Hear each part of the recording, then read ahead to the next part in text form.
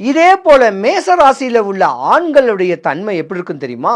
அரசனை போல வாழணும், சுகபோகமா வாழணும், பேராசைகள் இருக்கும். அந்த பேராசை என்னன்னா, சின்ன வயசுலேயே உங்களுக்கு சுக்கிரன் வந்துட்டு போயிடுதுல, கார் வாங்கணும், காருக்கு மேலே ஒரு விலை உயர்ந்த கார் வாங்கணும், இப்படியே உங்கள் ஆசைகள் போய்கிட்டே இருக்கும்.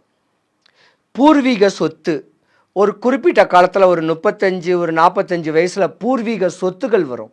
அதில் அண்ணன் தம்பி அங்காளி பங்காளிக்குள்ளே கொஞ்சம் சண்டைகளும் வரும்.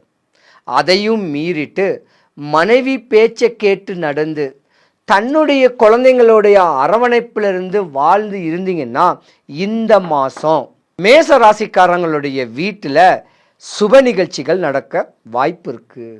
திருமணங்களுக்கு வாய்ப்பு இருக்குது. கடனை வாங்கினாலும் தான் வீட்டுக்கு தான் குடும்பத்துக்கு மேசராசிக்காரனுடைய பிள்ளைங்களுக்கு செலவு பண்ண விரயத்தில் சனி பகவான் வருவார். ஆனால் ஒரு 45 வயசுலேருந்து ஒரு 55 60 வயசு இருக்க வேண்டிய மேசராசிக்காரர்கள் உங்கள் உடம்புல நீங்கள் இந்த மாதம் கேர் பண்ணணும்.